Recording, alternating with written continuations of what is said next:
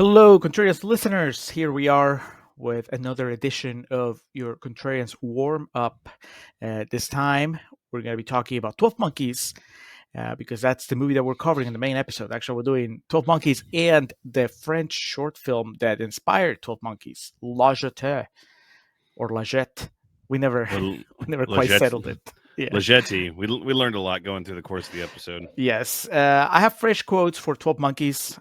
The fresh quotes for La Jetée, they're in the episode. We exhausted that avenue in resources. The episode. Yes. Yeah. So this is just for 12 Monkeys. I got 4 fresh quotes because it's a fresh movie, just like its predecessor. It's a short film. So we're going to say really mean things about it. In Contrarian's Corner about both of those movies. And then, in real talk, we'll tell you about it from the heart. And if you've been listening for a while, I have strong feelings for 12 Monkeys, and I don't think that Alex's feelings have ever come up, so we'll find out then. But now, extra quotes, extra trivia, and the Josh Gad Minute. I'm going to put Josh Gad in this time-traveling adventure. I'm going to start our quotes with Barbara Schulgasser from the San Francisco Examiner, who says, "One of the qualities that makes 12 Monkeys so good is the fact that it's almost too complicated to explain." Is that a good thing? When you can't explain a movie? That was a lot of the knock on Inception was people that didn't like it just said it was overly convoluted just for people to say like, "Oh, it's great." Is there a movie you like that you're like, I can't explain it, I just like it? 12 Monkeys? No. Yeah. Let me. That's Halloween. No, that movie makes perfect sense, and I can't explain it. I'll ponder that while we record this because there's got to be a movie that I'm like, I know it doesn't make sense, but I don't care. Yeah. All right. Well, while you ponder, we'll move on to Tom Keogh from Film.com, who says, "This film hits a nerve a lot more effectively than either the director's Brazil or The Fisher King." We kind of paid lip service to mostly The Fisher King in the sense that we've talked about it before on the show. You watched it, I've watched it. I own the Criterion. Same. It's a good movie. Oh, yeah, I own it because you donated it to my collection. Yes. Yeah. So that one's good. I've seen Brazil once. I don't remember much about it other than feeling like it was not all it was cracked up to be. But, I went into it with like the hype. But also that's one of those movies that has, like, I think 5 different edits, 5 different versions. And I couldn't tell you which one I watched. And then, we talked about Fear and Loathing in Las Vegas. Do you like it? I mean, you kind of brought it up, but you didn't open up about your feelings. I'm ambivalent. It's like I don't think it's like a classic like some people try to act like it is. It's literally what became caricature and parody, like self-parody of Johnny Depp movies. Like, kind of, did it start there? Was that pre or post Edward Scissorhands? Oh, post. That's post. Was it? Yeah. Okay. Post Scissorhands, but pre Pirates of the Caribbean. Oh, I always forget.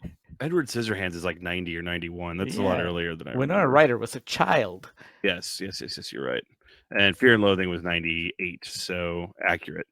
No, that was back when we were still like, oh, Johnny Depp can't do that? He can be this quirky? Yeah, there you go. And now it's just like, oh, yeah, that's Johnny Depp. I guess unfair to say it's regarded as a classic. It is 50%, but you know what I mean? Like, in some circles, people act like it was some triumph of a film. Yeah, it's just, let's do drugs with Johnny Depp and Benicio del Toro. And I'm sure they had a blast doing it. Yeah. And then, the Imaginarium of Dr. Parnassus. That's the one I told you that, Heath Ledger died halfway through production, and Terry Gilliam pulled it together.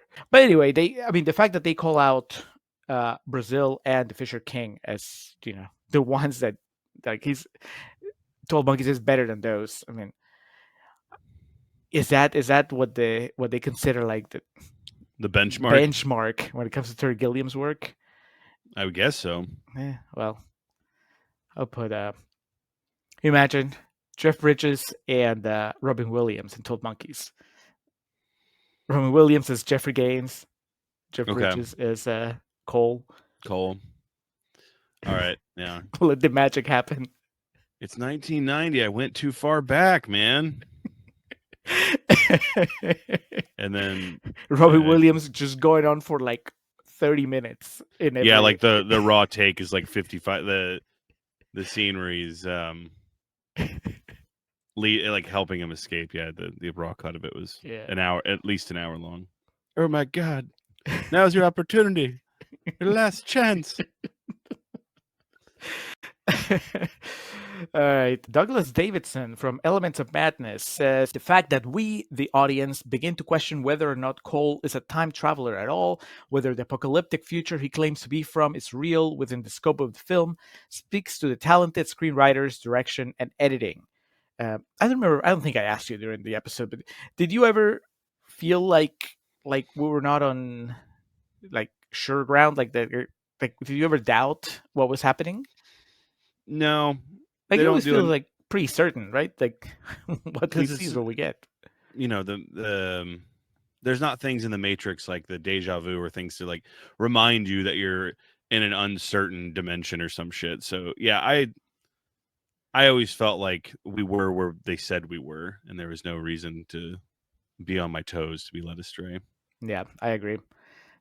Douglas, you're reading too much into it. And we're gonna close with Zazine Kohler from Black Girl Nerds, who says prevention, not time travel, is the key to halting a viral contagion. I mean, I think that quote is from a more recent review. Yeah, Somebody that has the hindsight of I like COVID. that outlet too, because it is like a niche. Like I don't know, I find myself always just like profoundly, just kind of like I don't know what I'm trying to say. I saw when someone sets up like their podcast or their outlet to be named like white guys watching football, it's like, yeah, that's what they do. But like, when there's actually like a niche that I can understand what you're coming from, I don't know. I appreciate that. This should have been like a Peruvian and his white friend. Yes. That would make us unique. America explained by immigrant. Yeah, there's plenty of COVID analogies and jokes that we make in the episode, so same wavelength. All right, well, that's the quotes. Before we move on to trivia, Alex, where do you put Josh Gad here? Is it too easy to cast him as Jeffrey Gaines? Yes. And it's also to have him in the David Morse role with the ponytail. Well, yeah, and I fear like Gad would border on like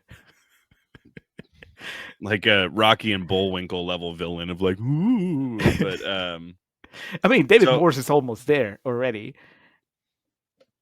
Yes, but his face isn't as cartoonish as Josh Gad's can be. And I mean that I mean that in a good way. David Morse just doesn't have the Gad card, man. He can't, doesn't have the versatility. So because of that, I am going to go with Lieutenant Halperin, who was the Christopher Maloney character. I do appreciate that we get Christopher Maloney in there, but imagine Josh Gad is like the dismissive, fairly misogynist, kind of, let's just make sure I'm done by lunch police lieutenant. I think Gad, there'd be some room for some real sleaziness from the Gad in that role. Especially when he gets to the part where he starts hitting on Madeline Stowe. Mm-hmm. So yeah. You want to go get some dinner? Get your story straight? Yeah, well, come on, I'll take your final statement. We'll get some dinner, maybe some sex. And, Gad's like, got the tie kind of unfurled and the 5 o'clock shadow, like that. He shaved that morning, but it already grew back out because he's just such like a dirtbag. That's just how his facial hair operates. He's got the electric razor on his desk just in case. Give me some sleazy Gad, and not in a comedic way. Alternative. I like your idea, but alternative. He can be Jose. I thought about Jose. Because just the idea of Josh Gad in World War One. Just screaming, trying to get his bearings. That's just amusing. All right. Well, that was the Josh Gad Minute. Alex, what trivia do you have for us? As we discussed in the episode, Universal released this during award season in the United States on December 29th of 1995. Budget of close to 30 million, box office return of a little bit under 170 million. We spend at length discussing the Oscar nominations for this movie, specifically the one Brad Pitt got, his competition, etc., etc. He did not win. There's one of those dumb, just kind of coincidence things in the trivia section of IMDb that says Brad Pitt's first Oscar nomination was for playing a mental patient, and his future wife's was also, but she won. I was like, okay. Wait, what? His future wife? Angelina Jolie, Girl Oh, Interrupted. yeah. I was thinking Gwyneth Paltrow. They were never married. Never mind. No, but he was just what a hit list that man has. All timer. Just checking them off. Allegedly, Robert De Niro turned down the leading role. De Niro as Cole?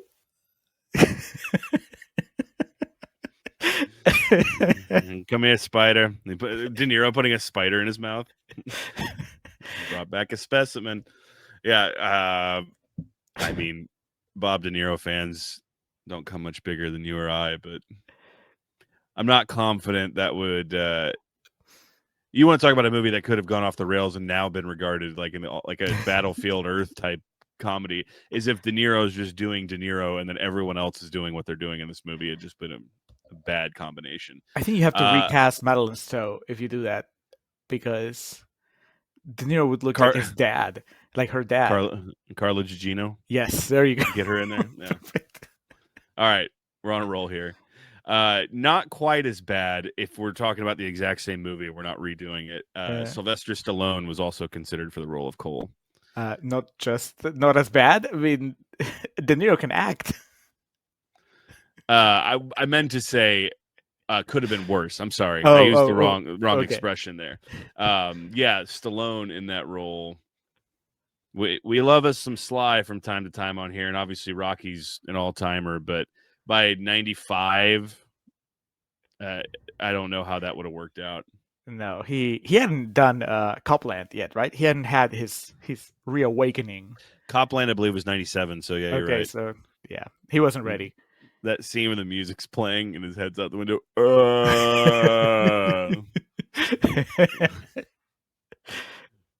God, Brad Pitt would just destroy him in those scenes. Dance circles around him. All I see are dead people. That comes up like 4 times when you read through the Wikipedia, or not Wikipedia, but IMDb trivia. The fact that Cole says all I see are dead people, and then 3 years later, 4 years later, it was a version that was said back to him. Principal photography lasted from February 8th to May 6th of 1995. Shooting on location in Philadelphia and Baltimore in the winter was fraught with weather problems. This included them filming at the Senator Theater. There were also technical glitches with the futuristic mechanical props. Because the film, has a non-linear storyline, continuity errors occurred and some scenes had to be reshot. Gilliam also injured himself when he went horseback riding. Despite setbacks, the director managed to stay within budget and was only a week behind his shooting schedule. It was tough to shoot, acknowledges Jeffrey Beecroft. Mr. Brooks and Dance with Wolves are some of his other credits. He was the production designer. There wasn't a lot of money or enough time. Terry is a perfectionist, but he was really adamant about not going over budget. He got crucified for the Munchausen. The Adventures of Baron Munchausen. Yeah. Yes. Okay. And that still haunted him. So he went horseback riding. Just to clear his head. Yeah. Got to get this budget right. The filmmakers were not allowed the luxury of sound stages, thus they had to find abandoned buildings or landmarks to use. The exterior of the climatic airport scene was shot at the Baltimore Washington International Airport, while the interior scenes were shot at the Pennsylvania Convention Center. Filming at the psychiatric hospital was done at the Eastern State Penitentiary and Girard College. I hope that they didn't took place in abandoned motels in Camden, New Jersey. Ugh. I hope they didn't get like permission to shoot at the convention center. They just went guerrilla style. They just told David Morse, run. Then Bruce Willis ran after him, and then 2 people dressed as cops like tried to shoot him, and everybody went into a panic. We can only do this once, so let's get it right.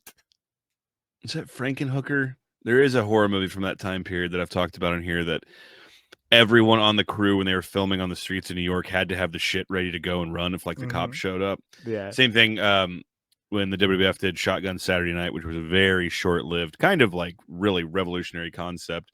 where they did shows live, like in the witching hours of Saturday night, like 1 a.m.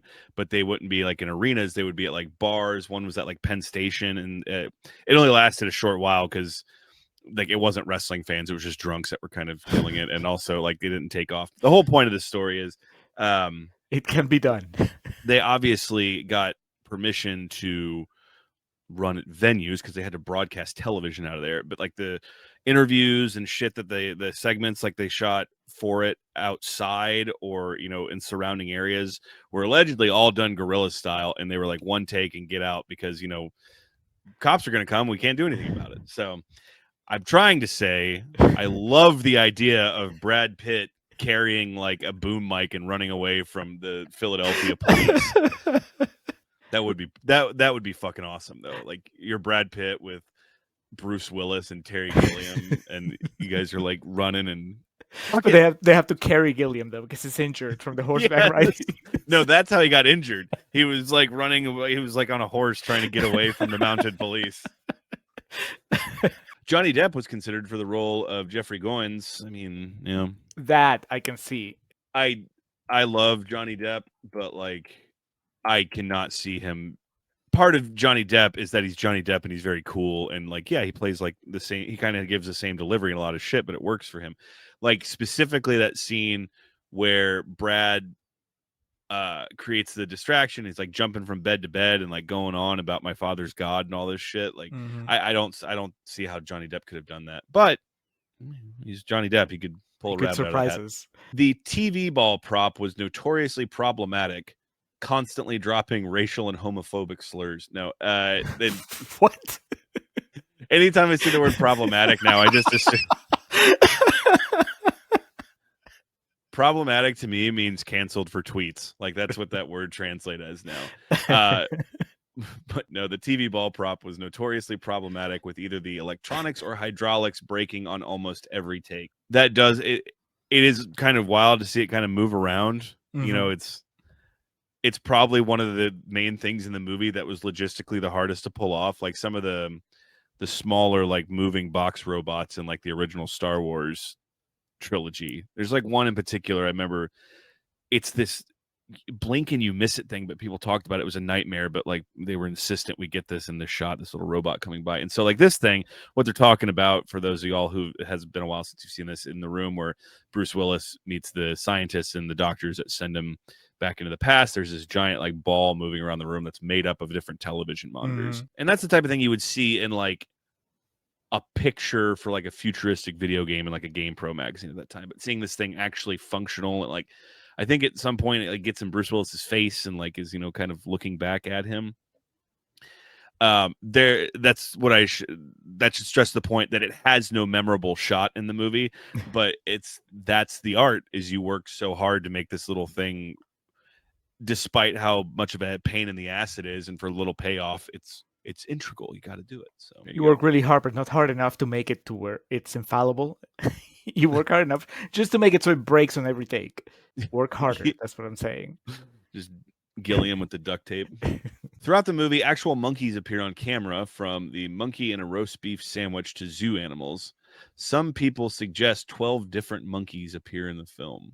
Oh, they're like the hidden Mickey Mouse heads in Disney World.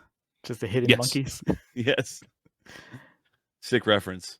All right. So this screenplay is by David Peoples and Janet Peoples, not by Terry and Gilliam. And that makes this note, I have to preface that for this next note. It's obviously based on Jetée, whatever it may be called.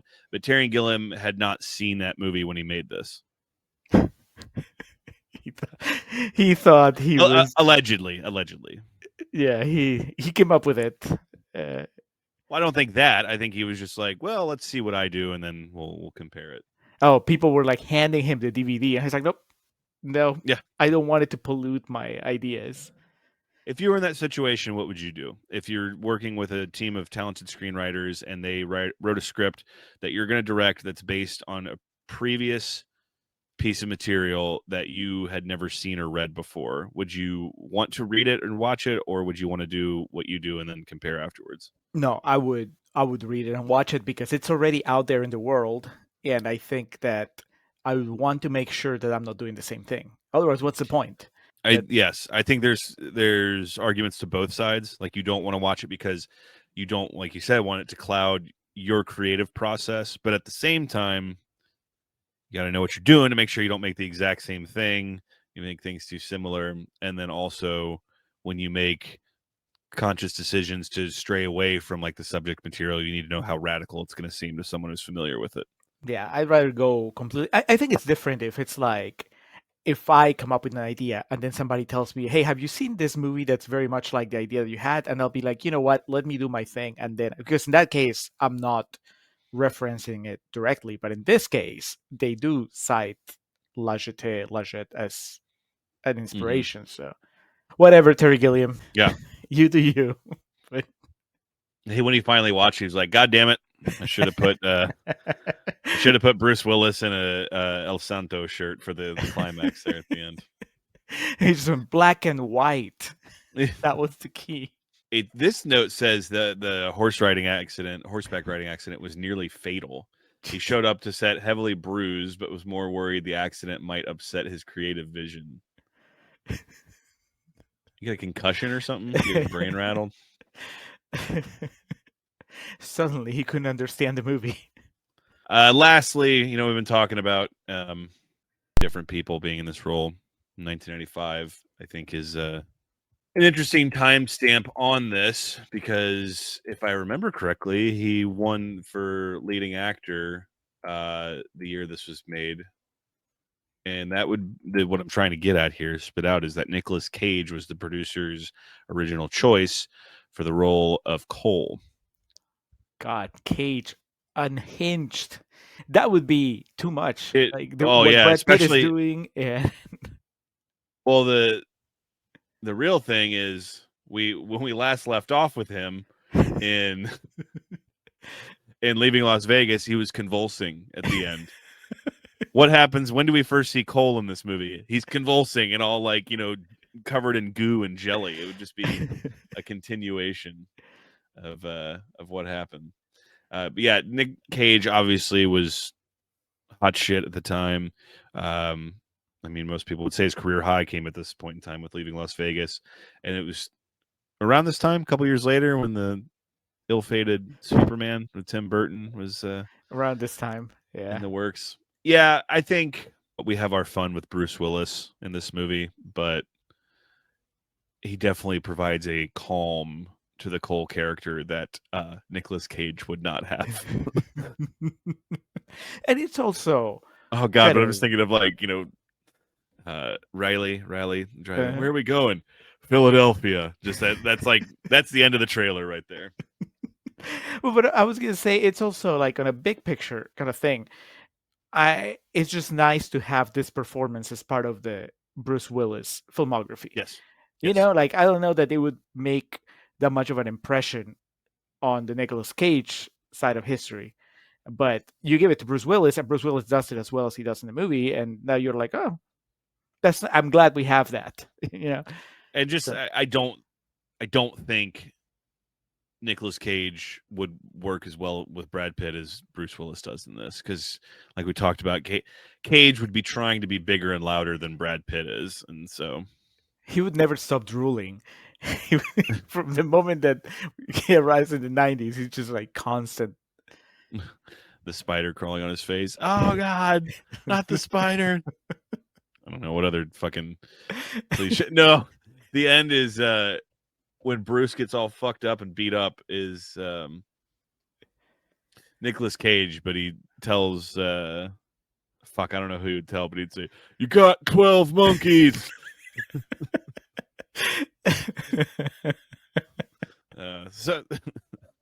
So many bits, man. Like someday we'll do Snake Eyes on the show.